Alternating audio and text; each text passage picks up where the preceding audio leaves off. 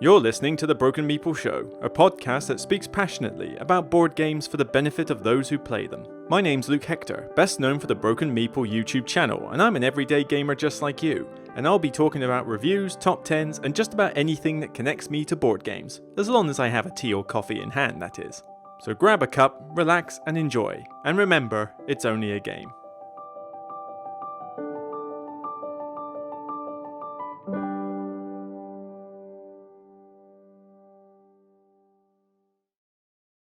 Hello everyone, Luke Hector here for another podcast episode, just shortly after the live Q&A that I did last night on YouTube.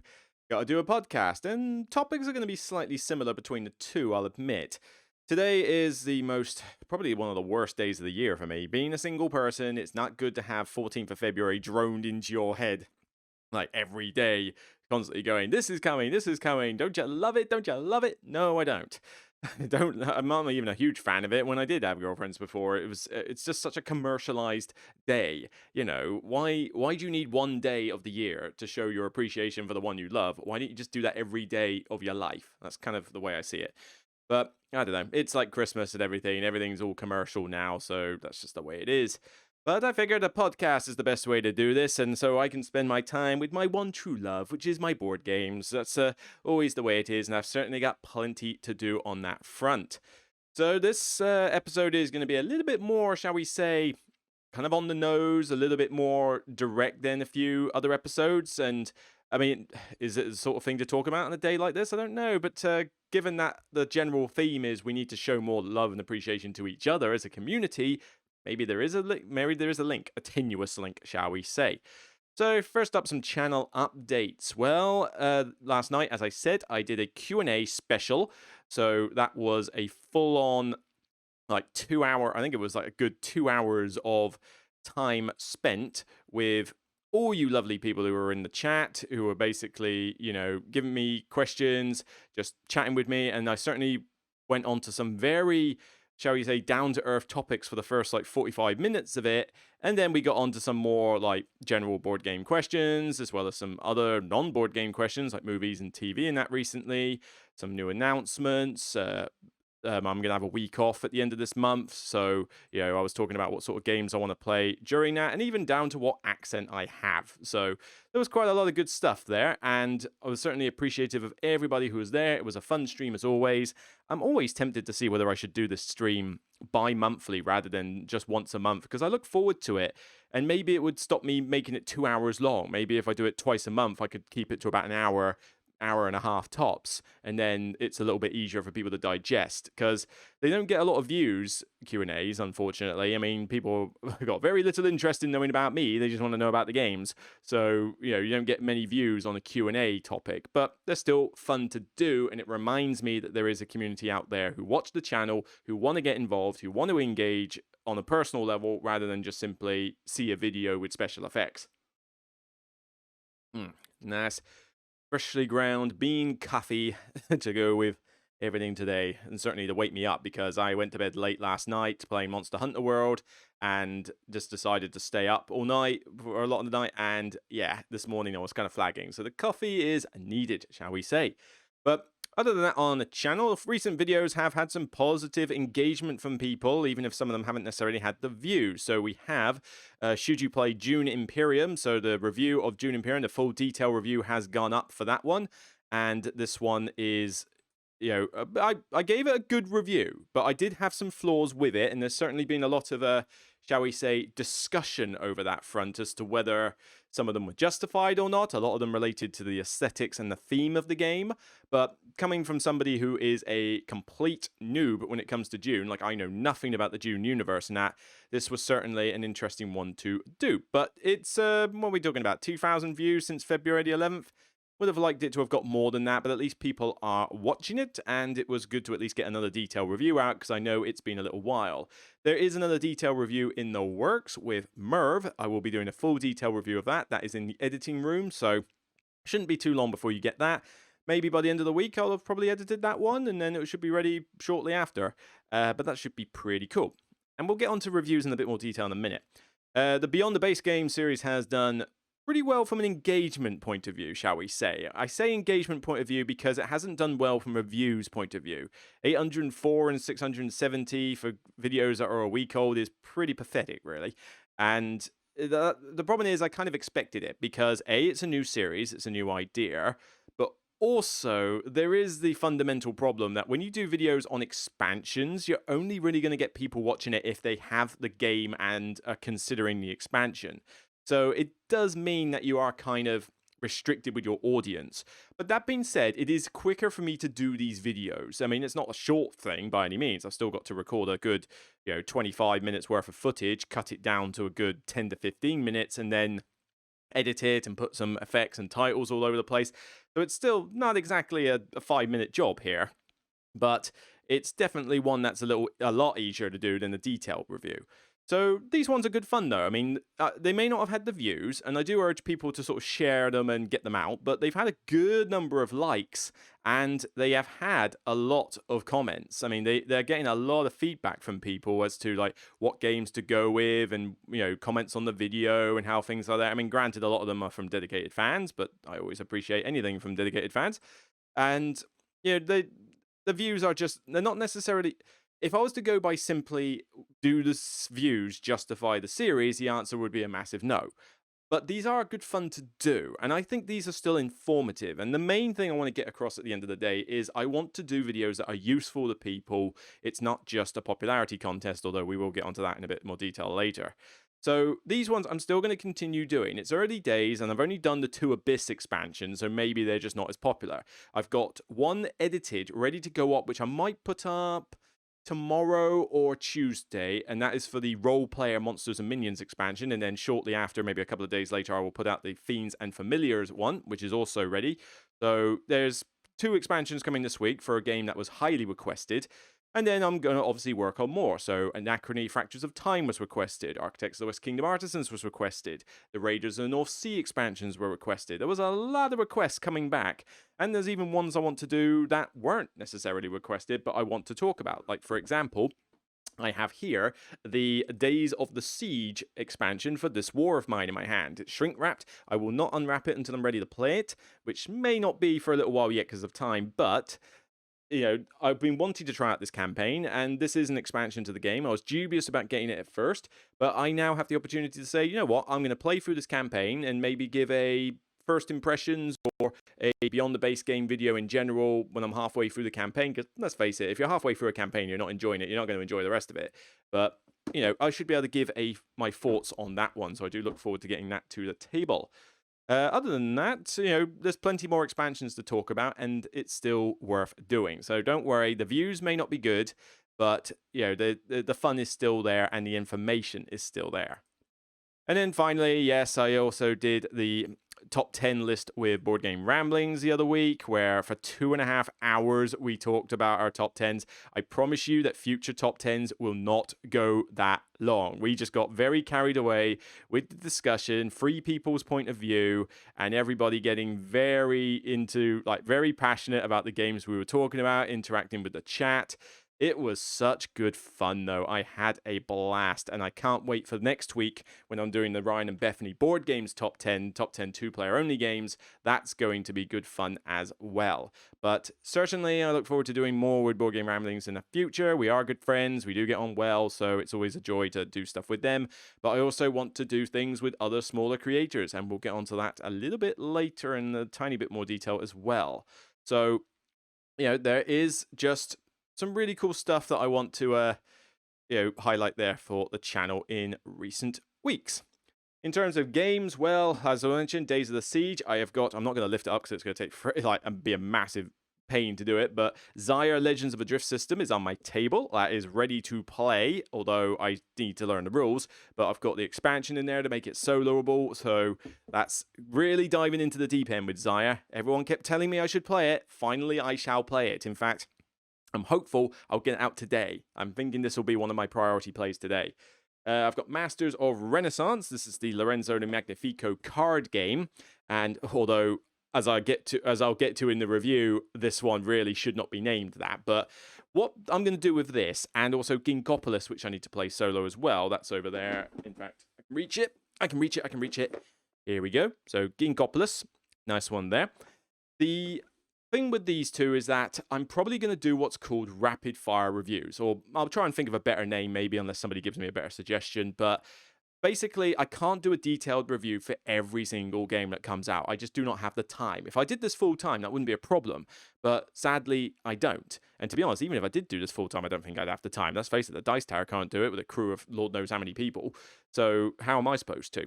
But I want to obviously get the information out, and I want to try new games. So what I'm proposing is that I do detailed reviews for ones that I cherry pick to be the popular games. So Dune Imperium was vastly popular. That needed a detailed review. Merv is pretty popular. That needs a detailed review. Is anybody really clambering for a review of Ginkgopolis, though, or Masters of Renaissance? Probably nowhere near as many people as, say, like for Lost Ruins of Arnak and that. So what I want to do is review those games, but in a quicker video. And by that, I mean similar to the Beyond the Base Game ones. I literally just have it on the table, components out in front of me, some pictures will come up, some titles will come up, but I will basically just spend no more than 10 minutes talking about the game and giving a summary review. So it won't even be in the detailed format. I won't even be going duration, ease of play, tactics, or anything like that. It will just be a summary of what I think about the game.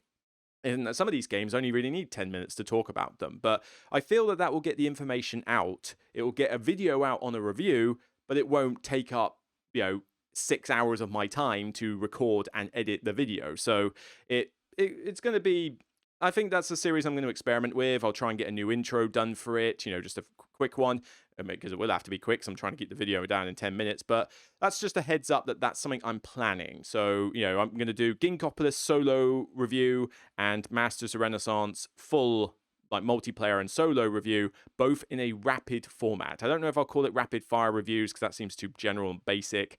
But if I can think of a better name, I will. If anybody in the chat wants to, in the comments, wants to give me a better name, I will certainly consider it. And if I choose it, I'll give you a shout out. But that's kind of the way it is. Other than that, there are only 2 other games I need to get played. This one I've already played before, but I want to play it some more, and that is Aquatica. I finally got my copy, so should be pretty cool. I've not tried it solo, but I had played it at Essen before, so I am aware of how it plays. And hopefully it will be worth the wait for trying to get a copy of it. But here's the one that I really waited for. Come on, lift it with my left hand here. Ah, look how beautiful this game is. Honey Buzz. Yes, I mean, if you're listening to this in podcast form, you can't see it, but Honey Buzz is finally in my grasp. I have deluxe upgrades for it as well. Not all of them, but certainly the main deluxe pack that came out. And it's a beautiful looking game. This looks so good. I cannot wait to dive into the solo mode for this one. If I get a chance to play it multiplayer, I will. But that's only if there's an online means of doing it. I don't know if it's got a tabletop simulator mod. I think it does. In fact, I'm pretty certain it does because Elf Creek have an official TTS username on Tabletop Simulator. So Honey Buzz is something I'm definitely going to look into, and that will be one that I hope to do a full detail review on. So I'll probably do Aquatica in the normal review state, so the rapid fire one, because I don't think everybody's clambering for an Aquatica review, but I will, maybe you could prove me wrong in the comments on that one, but certainly I'm going to do a rapid fire at least for Aquatica, but I probably will do a full detailed review for Honey Buzz, because I think that one really does need to get people in the know of what that is, considering how hard it is to get a copy. So, yeah. That's kind of the details with the channel. Now, obviously, going from last time, people have been very appreciative of me doing channel shoutouts, and considering the theme of this episode is needing to show a bit more love around the community, we're getting into much more controversial detail about that later. But I just want to give a shout out to a new creator. I don't think they've been in operation for that long, but I literally only got this brought to my attention yesterday on the Q&A. 3 channels got brought to my attention. I need to go back through the chat and find out who the other 2 were, because I can't fully remember. But this person I looked at whilst I was on the Q&A, and I thought this was good enough to give a decent look. And I had another look over him this morning, like some of the videos that he's done. And I think that gaming indoors is needing of some extra support here. So Gaming Indoors was brought to my attention literally by a viewer on my Q&A. I forget who suggested it. I really should have written it down, but I apologize. But you know who you are. Thank you for bringing it to my attention. But this one is a man called Ali. And Ali basically does some interesting little videos here. So he's very like light-hearted. He's very sort of easygoing. In terms of his like technical quality, I mean, visually it's fine. I would say maybe the audio just needs a little work, so it's a little bit boomy, kind of bassy. I think that's probably the room he's in, so maybe it just needs to tone down that a little bit more. But other than that, the videos are pretty good quality. I mean, they're professionally done. He's got a good backdrop there. I wish I had a nice like white backdrop because I really don't have decent backdrops in this house. If I had the space in a bigger house, I'd have like a purpose-built studio, and that'd be awesome. But sadly, no. But, there's some good stuff there. But this is the bit that interested me. 1,670 subscribers. Okay, so small creator. Definitely worth looking at. But there's a good amount of content here. I mean, he's been going on for a while now, about a year. And he tackles not only some reviews. I mean, we've got reviews for, simple games like Azul, Splendor, Castle Panic, Ticket to Ride, Takinoko, Small World. Now, fair enough, he's not necessarily looking over the new hotness, although there is Paladins of the West Kingdom, and there's Chronicles of Crime, and there's a few other slightly more recent ones. But yeah, he's not grabbing the next thing off Kickstarter and reviewing it. But he's still giving interesting reviews on games that people probably should be doing some reviews on, a bit of the cult of the old. But one thing that I do like about this particularly is that there's some interesting topics that are discussed here. So we've got things like how do you deal with first player advantage, or some books on game design, how to like my tips on how to make a board game. Here we go. Some board game reviewer interviews are done. Trying to find some more other ones there. Different types of board game genres, designing a board game. So he gives his thoughts on designing board games in general, which, you don't have to be a board game designer to be able to do that kind of thing. You can still give your thoughts on the matter. But there's just some different topics here that aren't just reviews. However, he's kind of a jack of all trades because not only is Ali kind of doing like some tabletop stuff, but he also delves occasionally into role playing. Looks into like the mechanics of board games rather than just simply review a board game. Also learns to paint and 3D print his own miniatures. So if you're a modeling fan, then it's worth checking him out. Investigating what it takes to design and publish a game, as I said, does a few of those little things there. And even delves into some handheld console games, some video games now and again. So it's very much a jack of all trades, and as such, it does get a little bit diluted as to what the channel focuses on. But then the channel is called Gaming Indoors, and that can be all kinds of gaming. It doesn't have to be board games. But there's some interesting stuff here. These are professional thumbnails. The guy's very friendly. The guy seems like he knows what he's talking about. And honestly, 1,670 subscribers. Most of these videos are lucky to break 1,000 views. And I, like with the board game perspective last week, and like most small creators, I think it's criminal. It really does need more love, more support. So that is my shout out for this week. I suggest people give the channel a look. Gaming Indoors. Check out Ali's videos and see what you think. Maybe it's another channel that you didn't see before. Because like I say, I'd never even heard of this channel before yesterday. So even I don't know every channel that's out there. And so I like these sort of things to be brought to my attention. So give them a look and consider subscribing.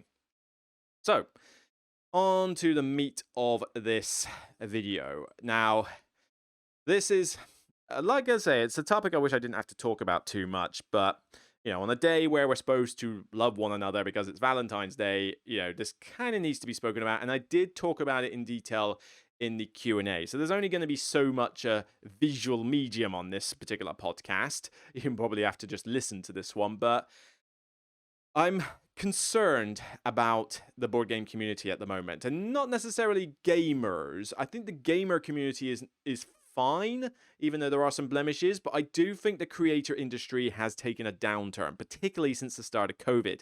I think maybe the adapting to a new style of reviewing, like with the webcams and stuff, or maybe just the fact that everybody's kind of on edge because we're kept in lockdowns and having to deal with COVID.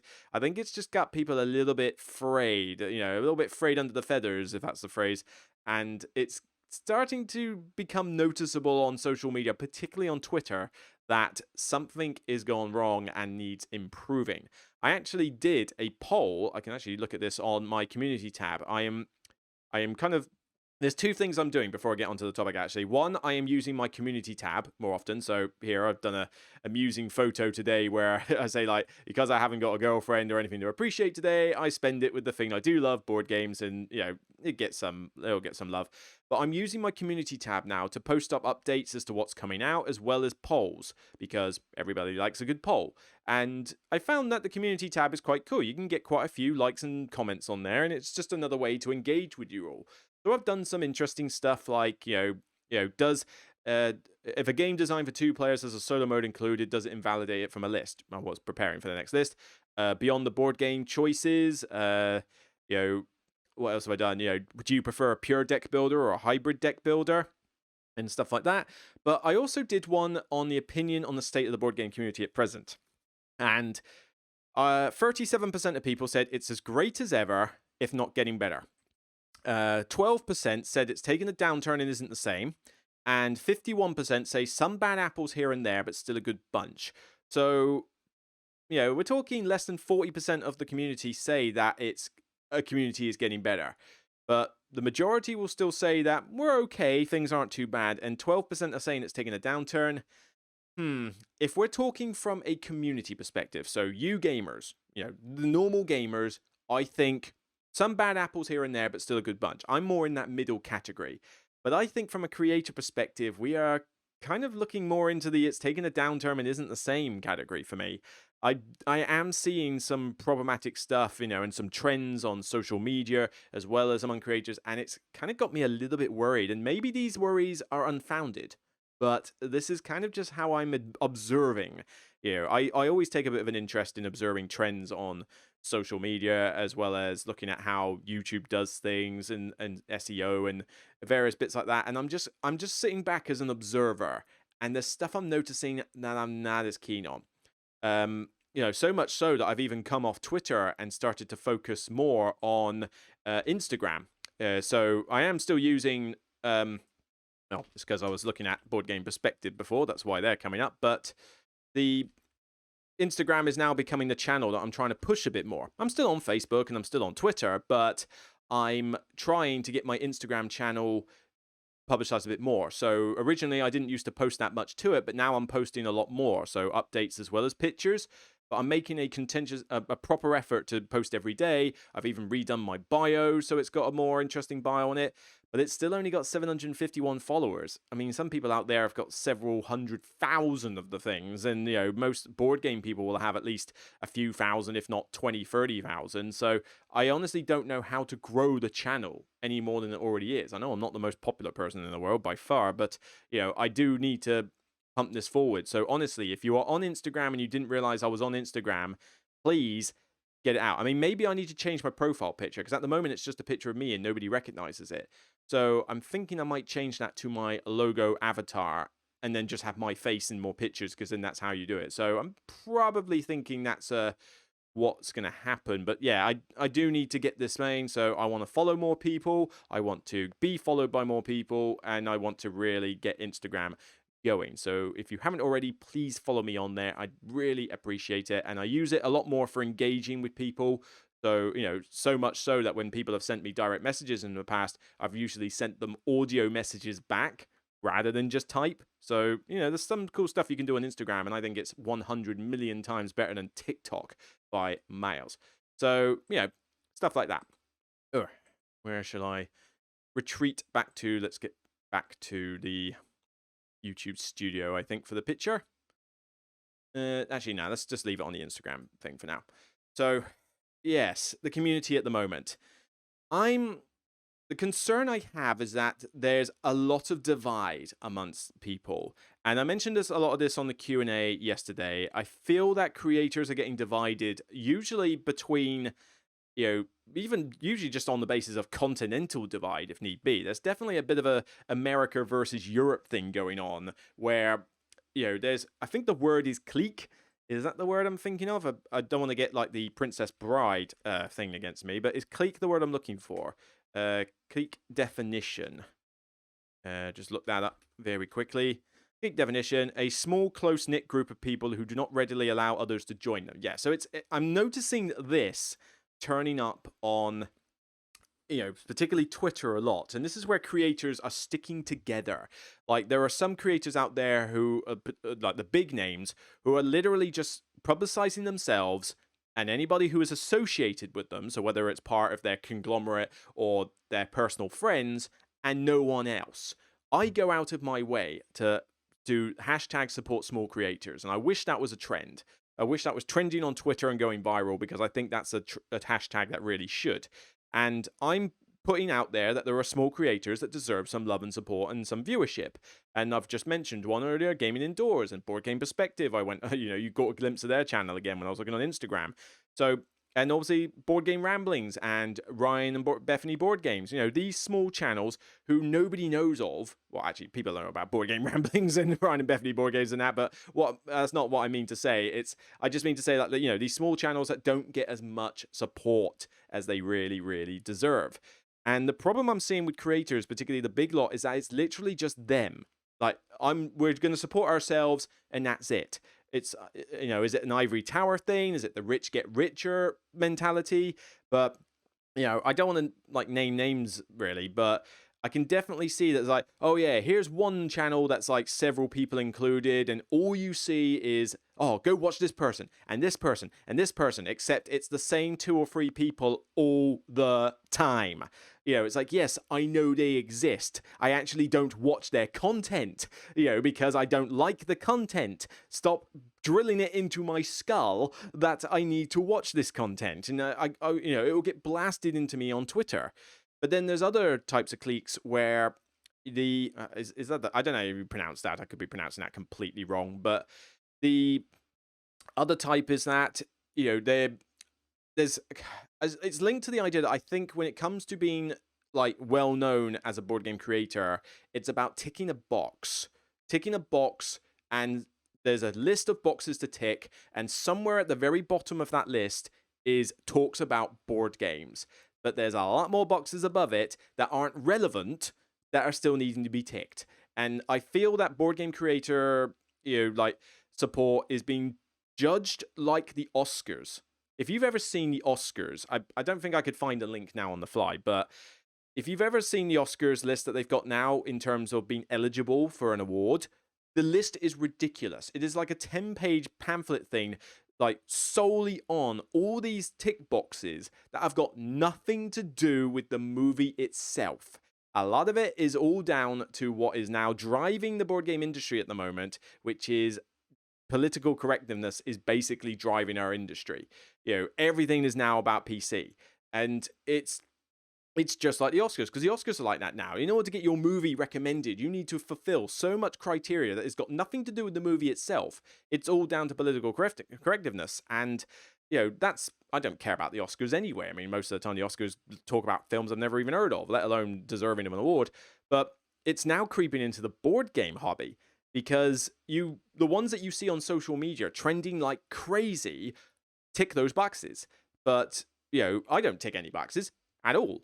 I'm some random dude from the UK, so I'm not even from America. I'm, just a guy with a beard with a dodgy accent that talks about board games. I'm on my own. I don't even have a co-partner, which is another box to tick. If you've got 2 people on the show, that automatically gets you some extra, Bravo points.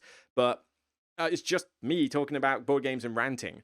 And, as you can see, doesn't really get me a popularity bar. But I go on Twitter and I constantly see same channels broadcasted into my skull to say, here you are, retweet, this, 100 likes, 100 million likes. Even if it's literally just the person saying that they brushed their teeth this morning, it gets 100 million likes. And it's not, I mean, I don't care if you brushed your teeth this morning, but I'm not going to suddenly like that. But there's kind of like an incentive that as soon as somebody even utters a breath, suddenly million likes. Now, this is not a jealousy thing. At the end of the day, some of those people are well deserving of the love that they get. But I do feel that it's being too constrained. It's too much in a small collective and not widespread. We should be loving the entire board game community, not just our own little subgroups. And a lot of it, as I said, is down to political correctness and diversity. And, I deliberately try to keep this channel as neutral as possible because people want to escape from reality. Let's face it, reality sucks. And people want to escape and just hear about board games. That is why this channel is 99.9% geared to just talking about board games and nothing else. This is an outsider to the norm. I've not wanted to talk about this kind of thing for a while, but I feel that lately it's just getting to the point where I just cannot be 100% silent on the matter. So this is kind of like the blemish, but hopefully this won't suddenly backfire in my face. But there's just so much like negativity going around, and I don't want that negativity in the board game industry. When I joined this like 7 years ago, I was like adamant that I was loving the people I was playing games with. I heard about these channels. I was like, oh, Dice Tower are such a lovely people, and oh, this channel's great. This channel's great, and oh, I get to meet all these people at conventions. And I started the channel, and then I got some fans, and I wanted to meet you lot at conventions. And I thought this is exactly what I wanted from the hobby. Nowadays, and I think a lot of that is because we don't have any conventions at the moment, it's just really gone downhill, and it's now dominated by political correctness and social media, and this is not the direction I want the board game hobby to go. There's so much like controversial stuff happening at the moment, which is really starting to grate. There have been designers that have been attacked for various reasons, some deserved, some not, and a second that anybody gets a slight misstep, and like I say, some deserve, some not, but as soon as anybody puts anything out of line, boom, bang, everybody comes down like a nuclear warhead, and suddenly, no matter what the situation, that person's career is done, or it's severely damaged. You can't recover from this kind of thing on social media. And, channels have had this problem as well, but I'm curious about how these channels are functioning, because there's reports of a lot of cyberbullying going on with some board game creators, and I do not condone cyberbullying in any way, shape, or form. I mean, I've been a victim of normal bullying my entire life, so the last thing I want anybody is to be inflicted with any kind of bullying. And to be fair, I've had some degree of cyberbullying before, thankfully short-lived, but damaging in all respect. Last year with the protests going on in, the summer and that, choosing to remain neutral and not like virtue signal or just broadcast stuff like that got me some fair bit of cyberbullying last year, and it damaged the channel, it damaged me, I lost some followers, and it's been hard to recover since. But that was literally just by staying on the sidelines. That wasn't by doing anything bad. It was literally just like, look, this channel was about board games, I'm sticking it to board games, I will support in my own way, in my own name, under my own guise. And apparently wasn't good enough. But, that's the way it was. So lately we've heard about some channels getting cyberbullied, and the problem is I've not seen any evidence of it. Now, granted, some of that is coming from channels that I've blocked on Twitter, mainly because they have come out with some very toxic stuff in the past, but like I say, not naming names. But the problem is, because of that, I've not seen any evidence. So all I am hearing is channels saying, this is happening, I'm getting screwed, I'm getting bullied, X, Y, Z, whatever. The problem is, if I can't see the evidence, what am I supposed to believe? I'm not saying that everybody who says it is lying. That is completely not the way I'm talking here. But the problem is, it's difficult to be sympathetic when you don't know what's going on. A lot of us don't know what's going on. We've heard about these things happening, but because we haven't seen any evidence, we don't know what to say, we don't know what to expect or anything. And so you get various people who literally, the second anything gets said, instant love and attention. But then there are some of us that are like, well, can I see the extent of it? I mean, if I saw evidence of what was being said, then I could be more like into it. I'd be like, if I saw somebody getting bullied and I saw the exact thing that was being said, I'd be like, oh my God, that's horrible. Yeah, that's nasty. I mean, you've got my support. You should not listen to stuff like this. Don't ignore it. You are great. Don't listen to this. And it's like, that's great. Problem is, I haven't seen any of that. And we've had channels like shut down from cancel culture lately, which is another thing that's plagued the internet the last couple of years, but probably even longer than that even. But we've seen channels sort of like get cancelled, but then we haven't seen why they got cancelled. And even like recently, we've had a channel cancel and move on to something else. Like, oh, we're going to stop this channel and move on to a different channel. But then cyberbullying does not it's not like moving house from somebody who lives across the street and is a nosy neighbor. If you move away to a different country, they won't find you again. The internet is pretty easy to find you. And if you're going to basically say we're stopping this channel and we're going on to this channel, which is still the same subject matter, it's not like the cyberbully is going to leave you alone. If they knew where you were before, it only takes a Google search to find you on the next one. So it doesn't make sense why you would stop one, start another, which sounds like it would just repeat the same problem. So, and again, this is another example of I've not seen any evidence of what's going on, therefore I have nothing to go on. I can only speculate. And speculation is dangerous. So it's just kind of, I don't know what to believe whenever I hear anybody on social media anymore because there's no evidence. And that's the sort of person I am. I don't just instantly accept anything at face value. I need to see the reasoning behind it. It's how I do all my board game reviews. I don't just simply come out and say, this game is a Quadeker. It's fantastic, you should buy it. The end. No, that's not how I do things. I gotta give you the reasons why. And if I say, I hate Great Western Trail, it is an abysmal game, I'm not a fan of it at all, I gotta give you the reasons why. I don't just come out and say I hate it. I have to give you the reasons, and then if you agree or disagree with them, that's perfectly fine because that's the nature of what we do. But the problem is, that means I have to know why you dislike something or why you like something, or I have to see reasons why this is happening. And because I can't see anything of what's going on, it kind of gets in the way of knowing what to do. I don't know who to believe. I don't know what to expect. I don't know what to say or think or do because nothing is being told. Everything is all kept in secret. And when you keep everything in secret, it makes it very difficult to comment on it or even do anything apart from just sit on the sidelines. So there's a lot of contention with that going around, and some other channels have come out and spoken a lot about it. I know Rado did a podcast recently that got a bit of blowback where he came out, said some very direct things. I thought they were pretty good for the most part. But, he had to come out and apologize after that. And it's just like, the minute you say anything even slightly out of context, you get the blowback and then you're forced to come out and apologize for it. This is the problem with cancel culture at the moment. The second you make a misstep, boom, done, attack. And it's difficult to recover from things like that. And I do not support that kind of action at all. People deserve chances to defend themselves.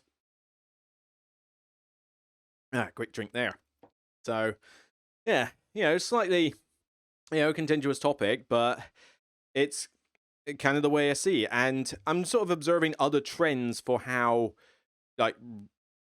popularity is kind of done across YouTube and that in general. I mean, I'm supporting all these smaller channels, gaming indoors for a kickoff. And all I'm seeing now is a trend to, I swear everybody's attention span is getting to the length of a goldfish. Because now we're in such a pressure to keep videos short in order to be recognized on, platforms. No longer is there a request for a video that's 20 minutes long that gives a lot of detailed information and is really useful. Not even a 10-minute video. Now, the most popular way you can be a board game creator these days is to do something in barely even a minute. 60 seconds is too long for some people. And it's like, what kind of information can you get out about a video in 60 minutes? You can't. It's not going to happen. The new craze platform that's taken over is TikTok at the moment, where, the videos are on that in the millions. There's all sorts of weird stuff on there. I mean, I browsed it thinking, do I want to do some TikTok content myself? But personally, no, I don't want to touch that thing with a barge pole. The main demographic for TikTok is 25 and under. There's some weird stuff on TikTok, but the problem is, I don't believe that having such constrained length videos does a favor for the content it's supposed to be given. Now, I'm in the minority on this, I suspect, but I mean, I have looked on TikTok itself. There's just, I don't know, I don't get it as a platform. And like I say, there's other platforms similar to TikTok, but this is the big one that's all there. But you just get some fun stuff. But most of the time, it's pretty cringeworthy. It's all done in portrait form, which if you've ever edited videos with portrait stuff in them, like recently I did a birthday video for my brother, a 40th birthday video, and they loved it. It moved them. It was so heartwarming. I cried making the video. It was really like, close to me. But a lot of people gave me their clips for the video in these sort of like portrait forms, and it's blurry, it's blocky, it's a pain to edit with them because everything just looks bad in it, and I'm not a fan of portrait mode things. So, and like I say, I mean, this is just literally blowing a thing across some things and getting pie in the face. I mean, what, this is the new entertainment now? I mean, granted, you can see the clientele, most of these people on here are kind of like in their mid-20s and younger, but it's not something I would go for. But what content would I ever do in that kind of length of time? I mean, 60 seconds is apparently too long now, even. So now I need to think, all right, can I do something in 30 seconds? And when does that become too long? All right, maybe I should do it in 10 seconds. Should my video literally for the next like several years just be literally go, this is a quality code, this is a fantastic game, buy it now immediately, bwam, have the Inception bram at the end, and that's it. 10 seconds, that's my video. Bet if I shoved that on TikTok, I'd get 20,000 million likes. And yet I'd be thinking, what was the point of doing that video? It just doesn't seem right. I need time. I need information. I need to know, the useful bits about the game, which is why I watch longer videos, because I know I'm going to get that information. The argument is that if you watch a really constrained video, it gives you an idea of whether you'd be interested or not, but it doesn't give me enough of an idea.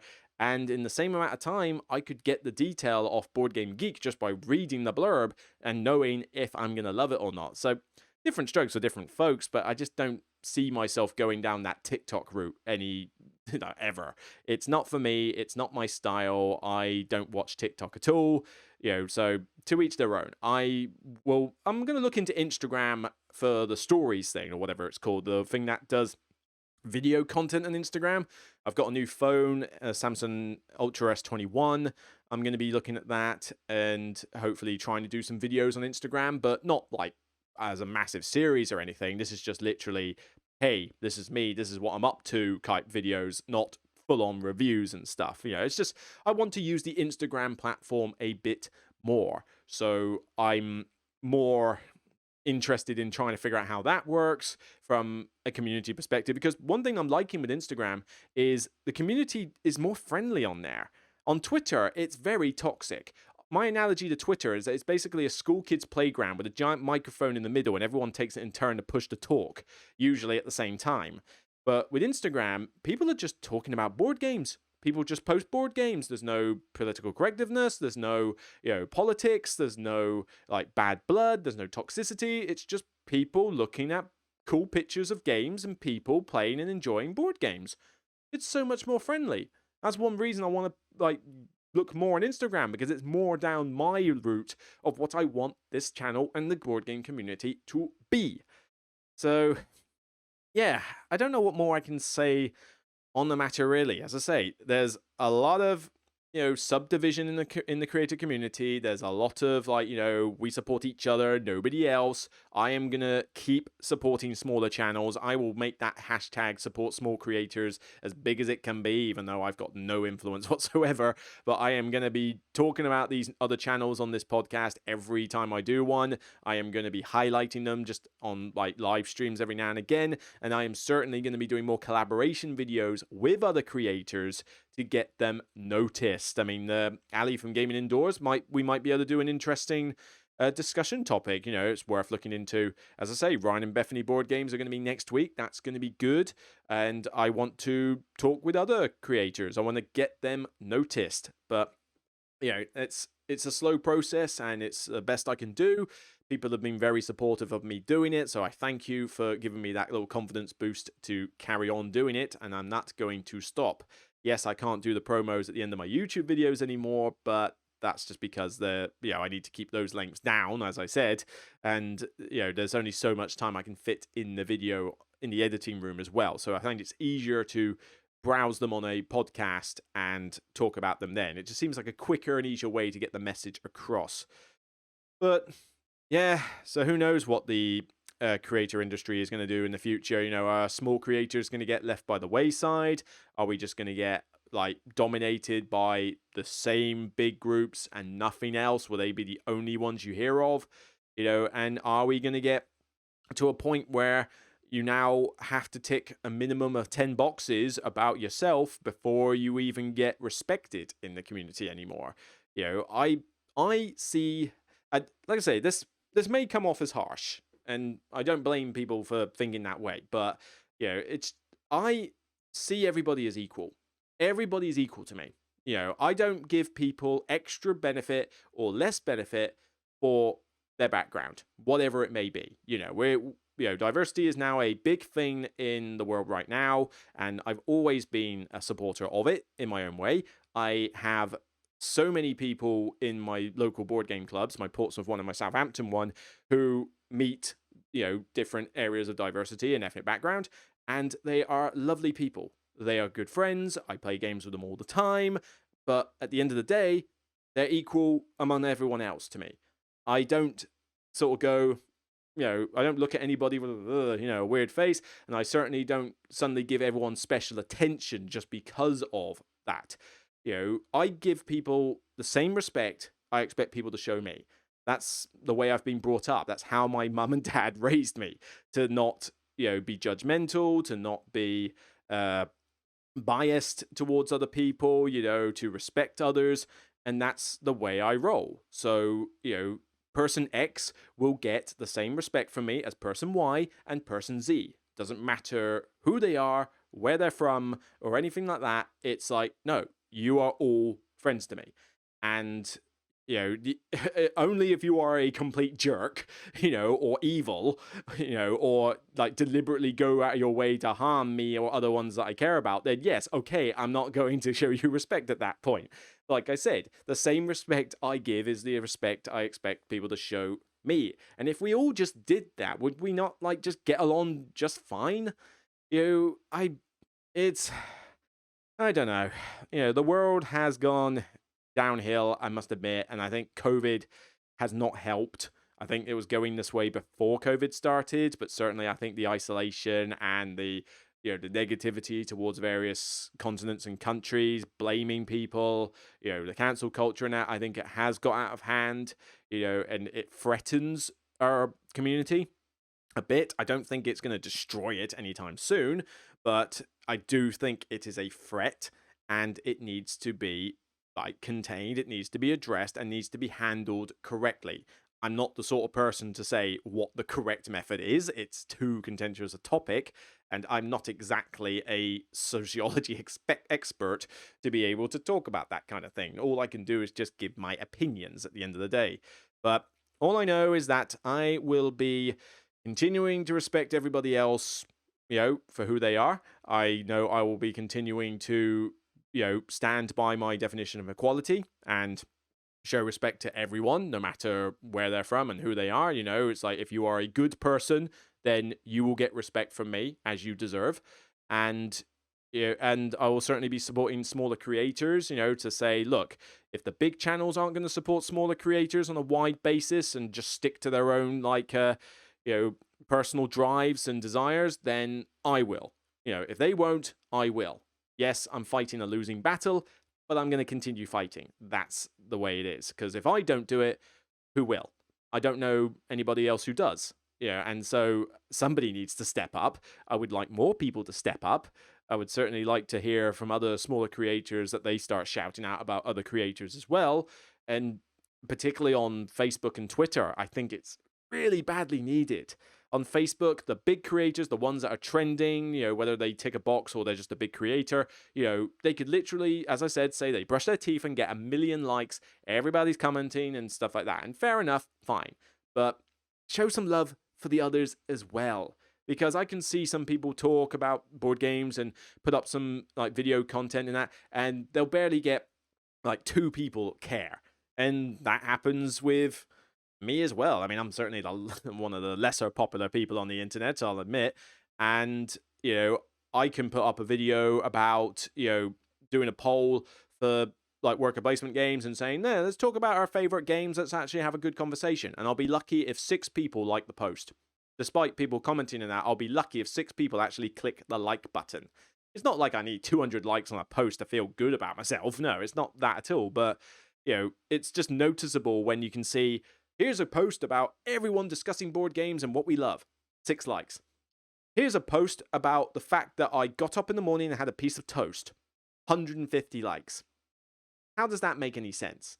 Doesn't make any sense to me whatsoever. It just proves that social media is essentially a giant popularity contest, and at the moment, people are just trying to meet that criteria rather than focus on board games, and that's not the way I want to see things happen. So I want to see more love for other creators. I want to see more love in the community. If that's going to be the Valentine's Day message from all this, I don't know, but I realize it's a very, shall we say, what's the word? Controversial? I don't know, but it's a dubious subject to talk about, and like I say, it's not the sort of thing I like to talk about on this channel personally, so this will hopefully be the last time I ever do, but I feel like I just need to kind of get the thoughts out on it, because it's just been noticeable and it's just getting bottled up, and it's time to take action, really. It's time to show everybody what the board game community was all about.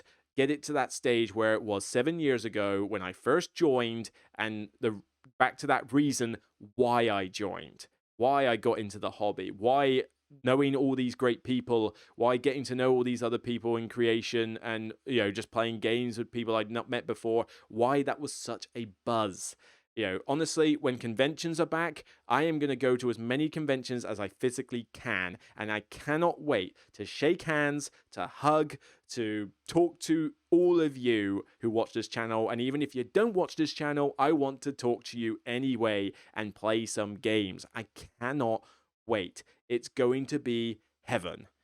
But who knows when we'll get to that stage, eh? So, a bit of a solemn note, but all I can say is just, be kind to one another, stay safe, not just from a COVID perspective, but just stay safe in general, be wary of what goes on the internet, don't believe everything you see at face value, stop and think a little bit, and, but on top of that, just be respectful, be kind, be, love one another, and just remember why we love board games, why we get on about board games. Remember that, hang on to that reason, don't let go, and like I say, hopefully that will bring a smile to your face and just give you a chance to kind of escape from reality and just remember what it is that makes this community great. Let's get it back to that level, shall we? So, yeah, that's it for me on this episode. I'm going to head off and start playing some of these other games. Like I say, my love is my games. I've got some post arriving today. I've got to got to edit and put this podcast out.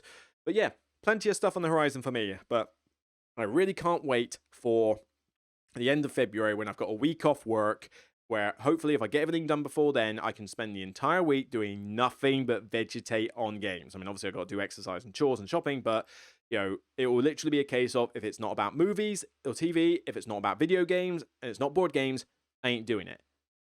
Which kind of actually in my life just translates simply to, if it's not work, that's kind of the deal. But, I'll certainly be doing blog content during then. I might even do another live stream Q&A during that week, just because I can, just because I've got the time. But I'm going to be playing board games. I'm going to be getting back to stuff like the Lord of the Rings, campaign that I was in the middle of that I never finished.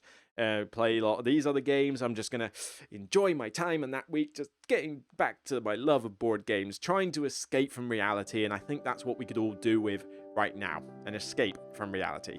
So take care, everyone. I'll see you on the next episode, which I guarantee will be a much more cheerful episode, as long as this doesn't blow back in my face. But, I look forward to talking about a more fun, happy-go-lucky topic on the next podcast. But take care. Love you all. Just be kind to one another. And I'll see you on the next Broken Meeple show. And remember, as always, it's only a game. Now, more than ever. Take care, everyone.